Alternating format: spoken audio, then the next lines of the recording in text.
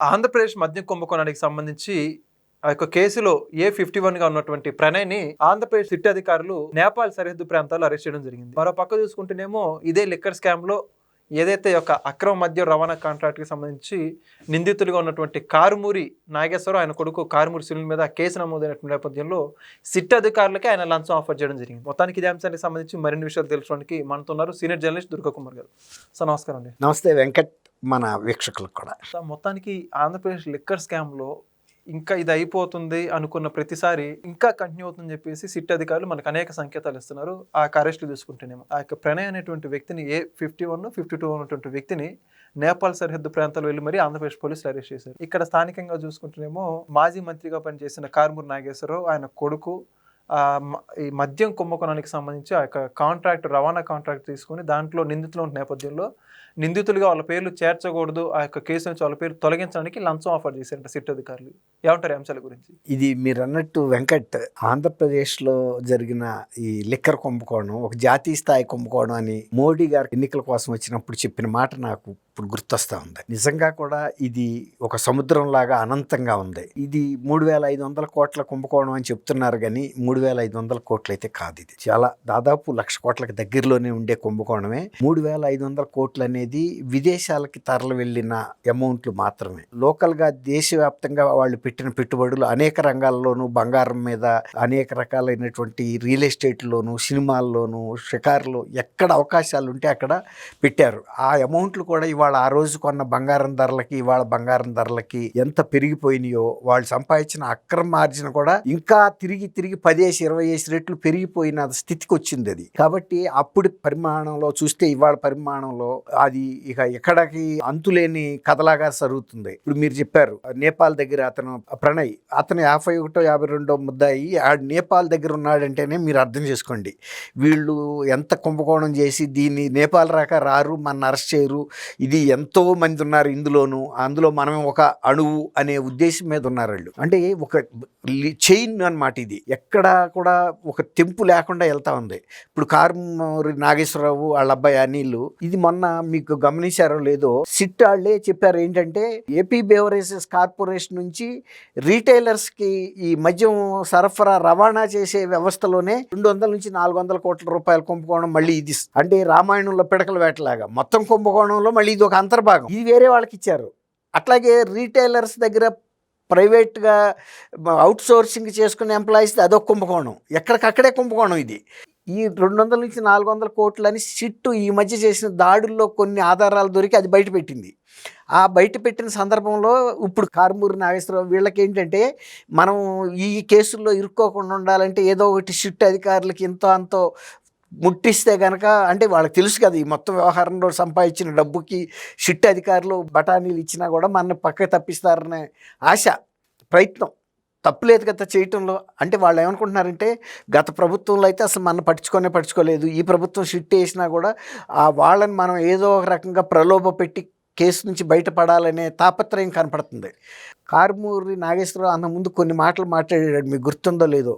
పల్నాడు నుంచి యువతల వాళ్ళనేమో ఆంధ్రప్రదేశ్లో ఒక రకంగా నరుకుతాం, పల్నాడు నుంచి అవతల వాళ్ళని ఒక రకంగా నరుకుతాం, ఒకడినేమో నిలువుగాను ఇంకొకళ్ళని అడ్డంగా నరికేస్తాం రేపు 29లో వస్తే అని కూడా మాట్లాడాడు. అంటే వాళ్ళకి ఆ లిక్కర్ డబ్బుల్లో వచ్చిన దీంట్లో అసలు మనుషులుగా కనపట్టలేదు. రపా కన్నా ముందే మాట్లాడాడు అతను.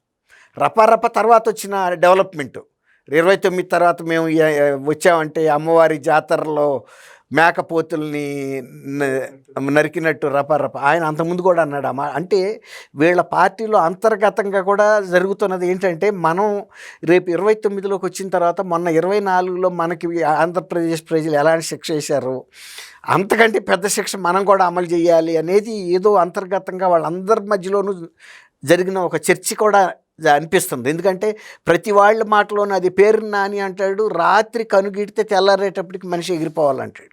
ఇది ఎక్కడ సంస్కారం? ఇది ప్రజల్ని నరికేటువంటి ప్రభుత్వం ఉండేది. అందుక ఏదన్నా మనం కొత్త పథకాలు ప్రవేశపెడదాము, అభివృద్ధి చేద్దాము, ఎంప్లాయ్మెంట్ పెంచుదాము, రాష్ట్రాన్ని ముందుకు తీసుకెళ్లాలని అంటారు. కానీ ఆటవికంగా వాళ్ళు కూడా ఆటవిక రాజ్యాల్లో కూడా ఇలా ప్రజలను వాళ్ళు నరకల. అందరూ సాయంత్రం వాళ్ళు వేటాడిన జంతువుల్ని తెచ్చుకుని సమానంగా పంచుకుని అదొక న్యాయం. తలొక పోగు తీసుకుని వండుకు తినేవాళ్ళే తప్ప ఈ విధంగా ప్రజల్ని తర్వాత ఆ రోజుల్లో కూడా వాళ్ళకు ఒక నాయకుడు ఉండేవాడు ఆటవిక జాతికి. ఆ నాయకుడు కూడా ఎప్పుడు వాళ్ళని హింసించిన సంఘటన లేదు, బిడ్డల్లాగా చూసుకునేవాడు ఆ గూడెం మొత్తాన్ని.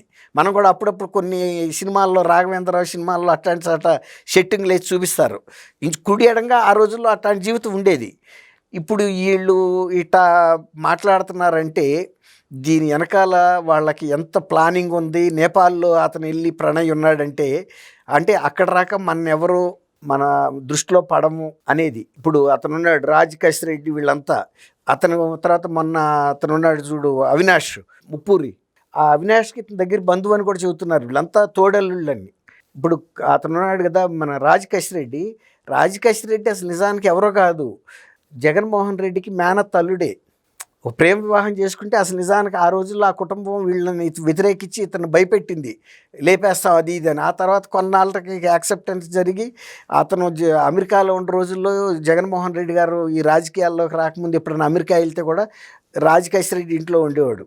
అందుకే ఆయన ఐటీ సలహాదారుగా పెట్టుకున్నాడు. కానీ ఐటీ సలహాదారుగా ఇతను ఇచ్చే సలహాల కన్నా అతను ఐటీ మీద ఏం దృష్టి పెట్టాల జగన్మోహన్ రెడ్డి. ఐటీ డెవలప్ అవ్వాలని కానీ ఇంకా పారిశ్రామికంగా డెవలప్ అవ్వాలని. కానీ ఈ లిక్కర్ స్కామ్ని బాగా పగడబందీగా నడపాలి, డబ్బుల్ని కరెక్ట్ ఛానలైజ్ చేసి తీసుకెళ్ళాలి అనే దీనికి ఉపయోగించారు వీళ్ళందరినీ, మ్యాన్ పవర్ అంతటిని. దానికి తోడు రాజ్ రెడ్డి కూడా ఇప్పుడు మీలాంటి యంగ్స్టర్స్ని ఐఐటీల్లోనూ ఐఐఎంఎల్లో చదివిన మంచి మెరిట్ స్టూడెంట్స్ని తీసుకొచ్చాడు. ఎందుకంటే ఈ వ్యవహారాన్ని బాగా ఎక్కడ లీకేజ్ లేకుండా చేయాలని. అందువల్లే ఆ రోజుల్లో వాళ్ళు మొత్తాన్ని సరైన గోదాములకు చేర్చారు. అందువల్లే మన ఈ మధ్య ఇక్కడ హిమాయత్ సాగర్ దగ్గర గోదాములో కూడా ఒక 9 కోట్లు దొరకటం, తర్వాత టోలీ చౌకీలో కూడా ఒకసాట కొంత దొరికితే ఒరిస్సా నుంచి వచ్చి వాళ్ళు కొంత వేసుకుపోవటం కూడా జరిగినాయి. అంటే ఇంతలోకి ఏమైందంటే బ్రేక్ అయిపోయారు వీళ్ళు, ఎక్కడికక్కడ అరెస్టులు అయ్యి. దాంతో ఒకళ్ళ గురించి ఒకళ్ళకి అసలు ఎక్కడ ఎంతెంత డబ్బు ఉందనేది ఆ లింక్ మిస్ అయ్యి కూడా కొన్ని అట్లా మిగిలిపోయినాయి గోదాములు, అట్లా బయటపడినాయి. కాబట్టి ఇవాళ సిట్ అధికారులు కూడా ప్రలోభ పెట్టడానికి ప్రయత్నించారంటే వాళ్ళ వ్యూహం ఎంత పగడబందీగా ఉంది ఆ రోజుల్లో కానీ ఇవాళకి కూడా అనేది మనకు అర్థమవుతుంది. కానీ సిట్ అధికారులు ఇలా ప్రలోభపడి వాళ్ళని కేసు నుంచి తప్పిస్తారని అయితే నేను అనుకోను. ఎందుకంటే ఇది ఆల్రెడీ ప్రభుత్వం చాలా దృష్టి పెట్టింది. ఎప్పటికప్పుడు దీని ప్రగతిని, ఇందులో ఎవరెవరు ఉన్నారనేది సిట్ ద్వారా స్ట్రిక్ట్గానే ఇన్వెస్టిగేషన్ అయితే జరుగుతుంది.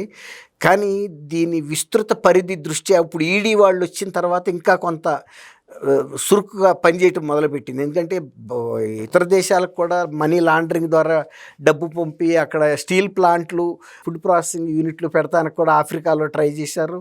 తర్వాత దుబాయ్ లాంటి కంట్రీస్, సౌదీ లాంటి కంట్రీస్ కూడా కొంత పంపగలిగారంటే వీళ్ళకి ఒక చైన్, సిస్టమేటిక్గా ఒక చైన్ పనిచేసింది ఆ రోజుల్లో. తనకి ఆంధ్రప్రదేశ్ రాష్ట్ర బీజేపీ అధ్యక్షుడైనటువంటి మాధవన్ గారు కూడా దీని గురించి మాట్లాడినట్టు అర్థమవుతుంది. ఏం మాట్లాడలేదు. కానీ మాధవ్ గారు మీరు అన్నట్టు చాలా డీప్గా అయితే అర్థం చేసుకున్నాడండి.